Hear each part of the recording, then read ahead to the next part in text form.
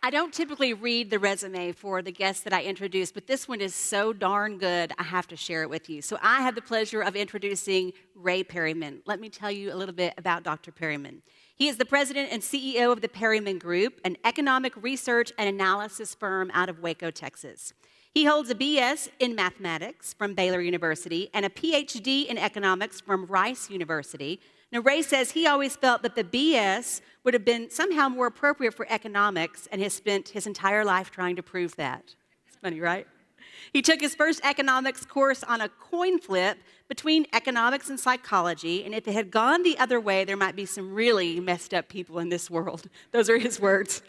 Dr. Perryman has held numerous academic positions in his career, including 10 years as a Herman Brown Professor of Economics and 5 years as a university professor and economist in residence at Baylor, as well as 5 years as business economist in residence at Southern Methodist University.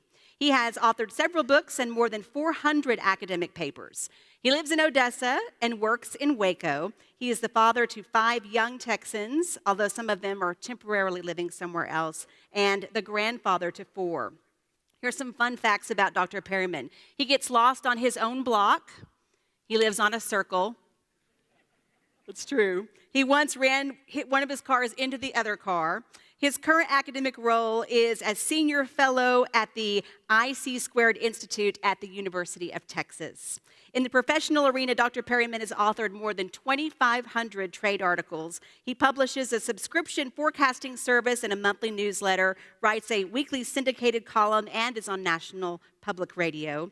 His firm engages in a broad range of complex projects for major corporate and government interests and has served the needs of more than 2,500 clients, including over half of the Fortune 100, 2/3 of Global 25, and the 12 largest tech firms in the country. This is pretty awesome. Dr. Perryman has been nominated for the Nobel Prize in Economics. He has been called a genius by the Wall Street Journal, a world-class scholar by Business Week, the unofficial state economist by the New York Times, and the most quoted man in Texas by Texas Monthly. But this is his personal favorite, the state's premier barbecue connoisseur by the Dallas Morning News. What his wife calls him cannot be mentioned in mixed company. She's here, I bet that's true. He calls me world peace, I call him save the world. We call him a friend. Please welcome Dr. Ray Perryman.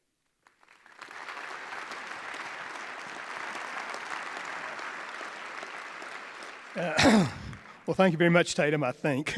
It's a pleasure to be here with you tonight and to spend a few moments sharing this very, very exciting new initiative for our region and for the community of Midland and a lot of the great things that are going on right now. Tatum mentioned my lovely wife, Lorraine, who is here, who's also a former news anchor and is here tonight and who does a lot of wonderful things here in the basin.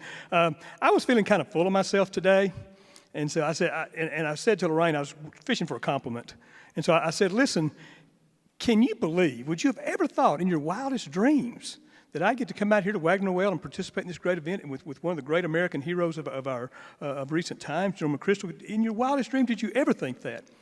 And she said to me, she said, Ray, I don't know how to tell you this, but you're not in my wildest dreams. So just want you to know the respect I get at home. But you've already heard about some of it. But anyway, it's a real pleasure to be here. And as I say, I want to try to give you a few minutes here of kind of some of the history and the future and some things we see going on right now and why this initiative is so very, very important right now to the entire region and to this community. You know, I'm a person an amateur historian. I think about history a lot, and it occurs to me that about probably 90 years or so from now, whoever the best historians are at the time will be looking back on this first century of the third millennium, and they'll be writing about all the major things that happened. And when they get back to the early years of this century, I think there's at least 3 things they're going to write about that I can think about. They will write about 9/11, obviously. And it totally changed the way we have to go about dealing with military engagements. And of course, General McChrystal was an iconic person in doing that sort of thing. It changed our perception of risk. It changed many aspects of our daily lives, our behaviors. It was a major force. A second one I think they'll write about that also occurred in 2001 is the mapping of the human genome, because that's going to radically affect the way we receive our health care and our quality of life over the coming decades. And so I think they'll write about that one. I also think, though, they're going to write about another one. And as far as I'm concerned, it's by far the biggest thing that's happened economically in the first 20 years of this century. And I have no idea what's in second place, because whatever it is a long way behind. And that is the absolute, complete, total transformation of the energy industry from where it was to where it is in this period of time. And obviously right here in this area, we're in the epicenter of that. And I want to try to give you some perspective about that for just a few minutes here. I'll start out back in history a while. For the last, 35 million years or so of the Paleozoic era, things aligned just right to create what we now call the Permian Basin, or as Tatum said, just the Permian these days. After that, not much happened for about 230 million years. Some tectonic plates moved around a little bit, but I mean, nobody tweeted about it. I mean, it was pretty dull for about 230 million years. And then, around 1920, something happened. They discovered oil in Mitchell County at the Abrams well, first well in the Permian Basin, and let us know there was some oil out here. 3 years later, there's one that's much more famous, Santa Rita #1, that helped to build the University of Texas' wonderful endowment, and also made it known that there's a pretty big oil field here. And over time, we figured out it was a really big oil field. For years, we thought it was one of the biggest in the country. By the time all said and done, I think it may well be the largest oil-producing area in the world before we're done here. We're literally to that point in time. And so, a lot of things happened in between. Oil production gradually picked up. I'm going to fast forward now. I'm doing pretty well here, man. In a couple of minutes, I've gone from 230 million years ago to 1973, okay? And I'm going to start at 1973. Now, any of you who are around this area know what happened in 1973. We had the Arab oil embargo, we had the OPEC production cuts, and the price of oil that had been around $3 a barrel for a long time, over the next 8 years went up 1,200%. And obviously that's an era that virtually everyone in this country calls the energy crisis. It's an era that out here we call the oil boom. It's the same thing, just a matter of perspective. Makes a big difference whether you're buying or selling. What can I say? And obviously it was a very good time here, and rigs were running, and everybody was prosperous. It was a great time out here. But I want to talk about something that was happening behind the scenes that nobody paid much attention to. In 1973, the Permian Basin produced 2.2 million barrels a day of oil. That was the most we'd ever done in 1973.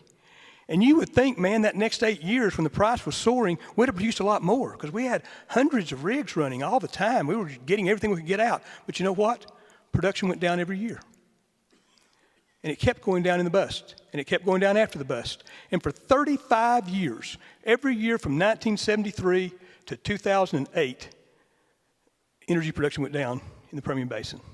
By the time we got to 2008, we were producing 710 million barrels a day. Now keep in mind, we've been producing 2.2 million. We'd lost 2/3 of our oil production in 35 years. There were commentators at the time that were saying that when you flew over Midland those days and you saw those pump jacks that weren't pumping in those drill sites, that they resembled the tombstones in a petroleum graveyard.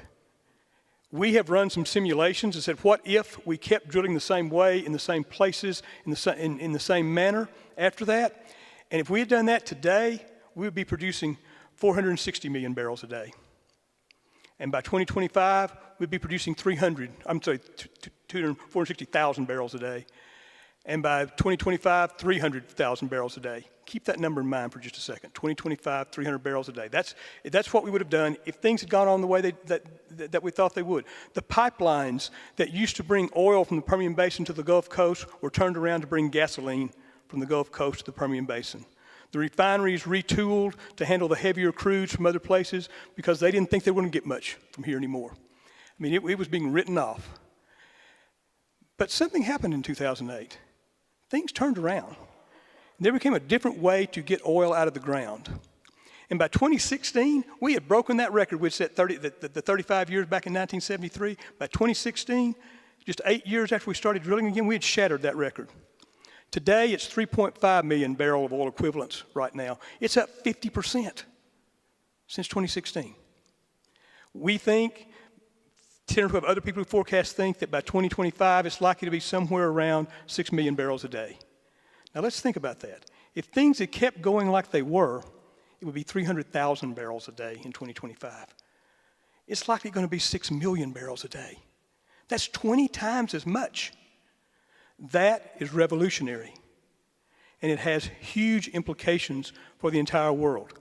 Let's go back and talk about the United States for a minute. In 1973, when the embargo started, the United States consumed 31% of the world's oil. That's a lot. We were producing about 60% of what we consumed and importing about 40%. But then we hit what was a very common topic in speeches I would give even 10 years ago, something called peak oil. The amount of oil produced every year started going down, and it's the same thing started happening in the United States. It was happening out here. And by the time we got to 2008, despite the fact we had brought the North Slope on in Alaska in between, which was a very big production area, despite that, we were down to only producing 36% of what we consumed. We had to import almost 2/3 of the oil that we consumed. And we were vulnerable because a lot of that oil had to come from places that didn't particularly like us. This was not a great situation for us in any way. And it seemed like a fairly desperate situation as it looked like we were continuing to run out of oil and continuing to run out of oil. And basically, you had major companies who were spending literally billions of dollars on the Gulf Coast and the Atlantic Coast to build huge facilities in order to import compressed and liquefied natural gas so we'd have enough energy to operate on. I mean, that was the situation we were in. In 2008, we're talking a decade ago, that's the situation we were in. Then things turned around. Today, we are producing 72.5% of the oil that we consume, not 36%. We have doubled that market share. We were only producing 8.1% of the oil in the world in 2008. Today it's about 15 or 16%. We're no longer using that 31% that we did in 73 or the 22.5 that we did in 08. It's about 20% now. So we're basically producing 15%, consuming 20%. Now we'll probably continue to have a deficit like that. We'll continue to export a little bit of oil, a little bit of crude, import a little bit of crude, because with Canada and Mexico situated where they are with some of the refining capacity, it just makes sense to bring some of it in from those places. But in terms of total petroleum, that is when you include the refined products, the LNG, the petroleum liquids, and the petrochemicals and all that, a funny thing happened. Every year, about this time of the year, the Energy Information Administration in D.C. publishes the annual Energy Outlook. And it's a thing that everybody wants to grab and read when it comes out. In 2017, 2 years ago, they told us, you know what?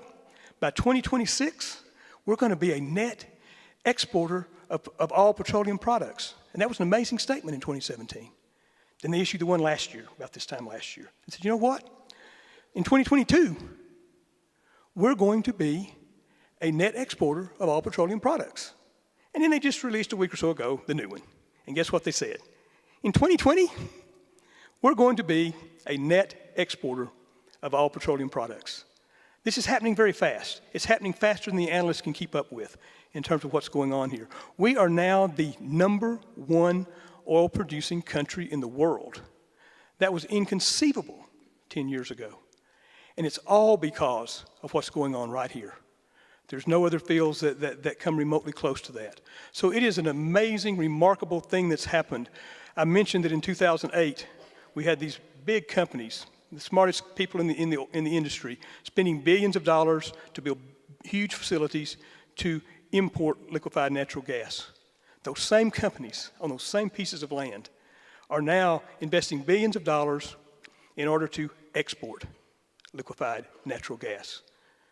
That's a complete 180 in the entire structure of the global energy economy in 10 years. And I'm very grateful because my company got to get the permits for both of them, so I like that. I like the fact that they changed their minds.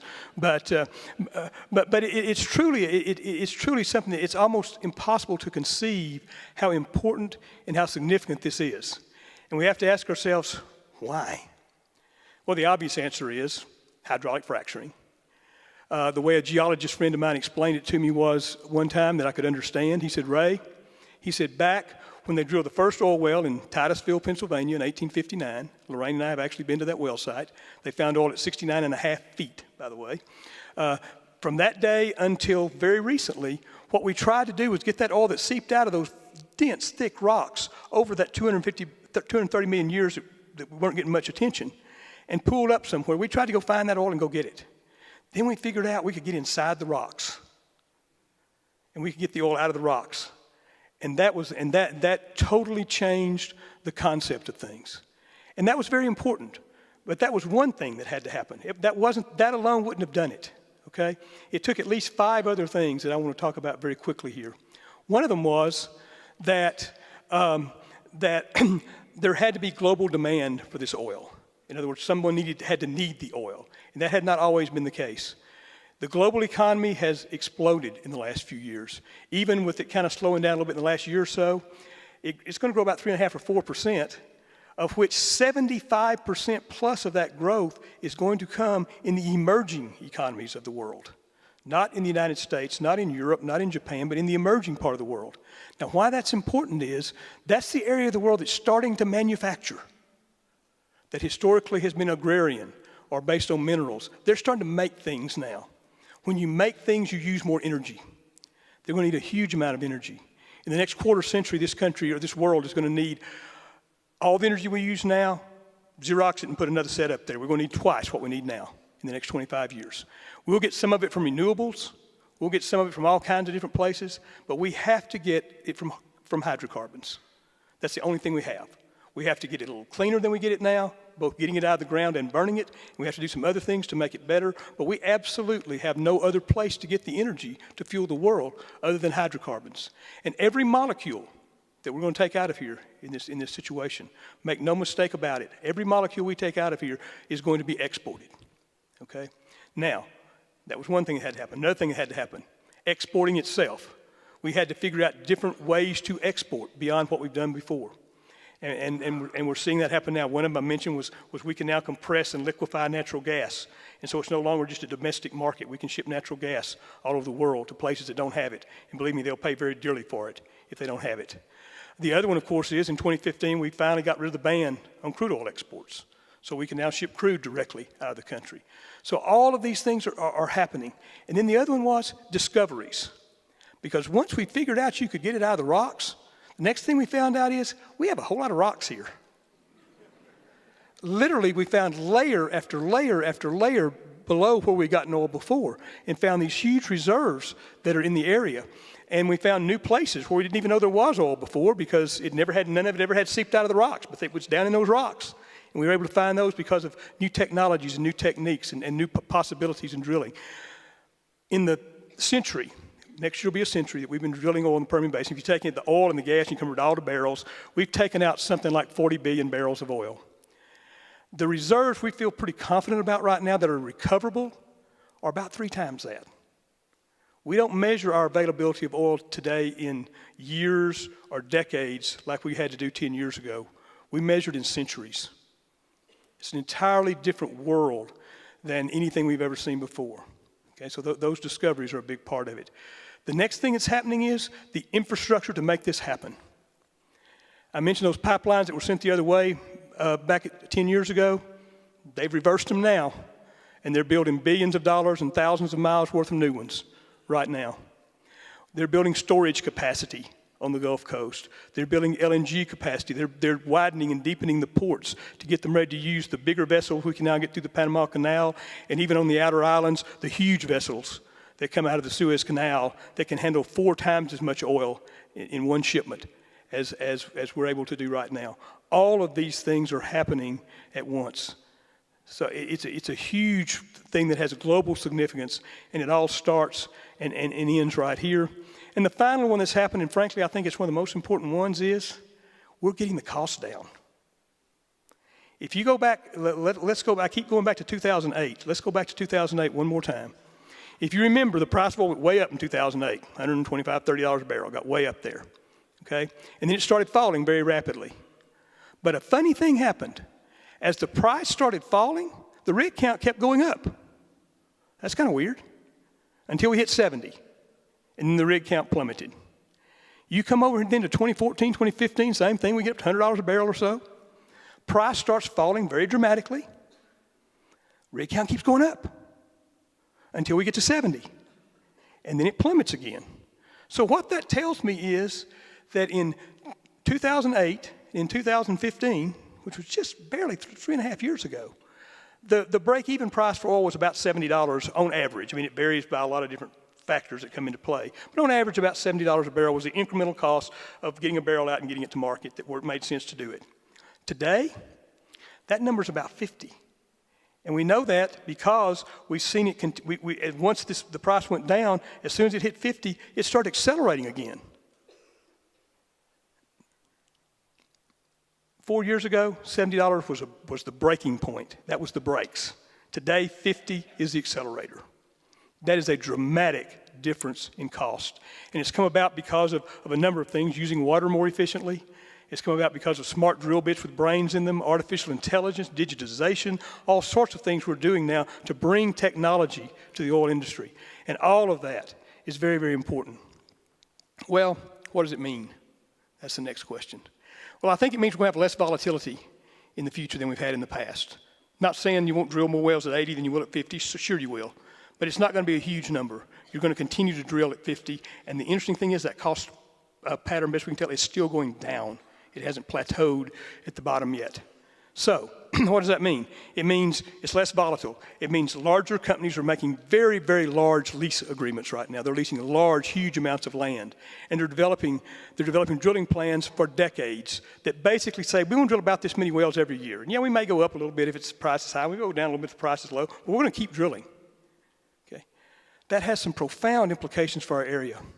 It means instead of a workforce that lives in man camps and comes in and out every couple of weeks, which is very inefficient, lives in hotels, very inefficient, very expensive, is not optimal for the companies. Instead of that, we'll have a workforce that it makes sense for them to move here. And that means we need a workforce, and we need to train that workforce. And that includes not just the people out in the field, but the people who do the complex computer stuff that gets more and more complex every year in the oil and gas industry. It means the engineers, the geologists, all the technicians, everyone in the industry, that they're going to be here. We need to welcome them. We need to train them. That's going to bring a permanent population increase, which means housing, as the mayor was talking about. It means schools. It means healthcare facilities. It means local infrastructure. And it means amenities, like the great place we're in right now. It means quality of life, sporting events, cultural events, things that make it a desirable place to live. All of those things need to happen in order for us to fully capitalize on what's about to happen out here. Now, what about the opportunities? Obviously, we have the opportunity to be the epicenter, and we will be, of the industry and do some things to maximize that and make it better for the industry and better for everyone here. But it goes beyond that. We can become a fairly significant center in a lot of different areas in terms of technology, because energy technology is changing rapidly. There's no reason we can't be the center of that. Most of the intellectual property is out here right now. Water technology and using water efficiently is going to be accelerated right here. There's no reason that we can't be the epicenter of that. The environmental technology to help us get the stuff out of the ground more in a better way and burn it in a better way. There's no reason in the world that can't happen right here. We also happen to have, in addition to the oil we're blessed with and the gas we're blessed with, we have a lot of sunshine and we have a lot of wind. If you don't believe me, just walk outside right now. Those renewable resources. We can be a major center for that. We're one of the top producing areas for wind right now. There's no reason we can't be for solar. We've got some investments going on now. So we can do that as well, which is also all that plus all the technologies we're using. I mean, we're using artificial intelligence. We're using smart systems. We're using intelligent drill bits. We're using digitization. We're using all the technologies that are going into a lot of other things. All the applications of nanotechnology are happening in the oil patch right now. There's no reason, if we're a desirable place to live, that we can't have all that. And what it takes is everything I mentioned a moment ago. Housing, public schools, workforce training and workforce, healthcare, infrastructure, amenities and all that, and add one more word to it: excellent. Make yourself the place people want to come to. This is going to happen throughout the Permian Basin. A certain amount of it will obviously happen in Midland. It's the headquarters. A lot of companies are here. Midland County has a lot of oil and gas resources, but it's happening all over the Permian Basin, and the efforts all over the Permian Basin are very, very important to making this happen. But all of that is the opportunity that we have right now. Our company is just now embarking, in addition to the work we've done so far, on a major project to help really quantify some of these things. What do we need in the basin? What do we need in Midland to really do the things we need to do, and so we can find the resources and that sort of thing. The final thing I want to talk about is choice. Okay, this opportunity brings choices for us. Basically, just two. We don't have one of them. One we might like to have, we don't have. Keeping things the way they are, that's not a choice. We don't get to do that. This is not your grandmother's oil boom we're talking about here. Okay, this is an entirely different animal with an entirely different trajectory to it. So we don't get to do that. So that is not an option. So we have two options. Option one, we can just kind of piddle around the edges and do a little stuff here and there, maybe get a little bit of housing, maybe do a little bit for the schools, and maybe a little bit here and there, not do too much. And we can see where we are in 2025. And I can pretty much tell you a lot of where we're going to be. We're not going to be a very good place to live because we're going to have shortages of all kinds of things. We're going to have crowding. We're going to have crowded schools. We're going to have crowded roads. We're going to have crowded water and sewer systems. We're going to have a lot of things that we don't like. And we're not going to be helping the industry maximize its potential because all those things raise the cost to the industry. So that's one choice. The other choice is what Priority Midland and a lot of the other initiatives around the region, the Permian Strategic Partners, the things going on in Odessa and Pecos and Andrews and everywhere else, all of these things are efforts to embrace this and try to use it to our advantage, try to magnify it, to try to make our region the bellwether of the economy that it can be. Those are the two choices that we have. I'm about 2 minutes over where they told me to be, but hey, I'm up here and you're right there, so what can I say? I'm going to close with just one very, very, very quick thought. The wisest man I ever met in my life was my maternal grandfather. And he taught me many, many things that have helped me throughout my life, and a lot of others would have helped me a lot more if I would have listened to him. But two of them in particular, or one of them in particular that I want to close with tonight. He once told me, he says, Ray, he says, there's two ways to get to the top of an oak tree. One is to climb it, and one is to sit on an acorn. Okay? Think about that for a minute, okay? This is a time to climb. It's a time for the public sector, the private sectors, the industry, the healthcare facilities, the schools, everyone else to get behind these initiatives, do the things we need to do to truly make the Permian Basin, Midland, all the other communities here what we can be. This is a globally significant opportunity. There's been nothing like it that I'm aware of in my lifetime, and I've been doing this a fairly long time now. I've never seen anything like it. It's an opportunity that we should capture and maximize and make this the greatest place on earth. Thank you very much.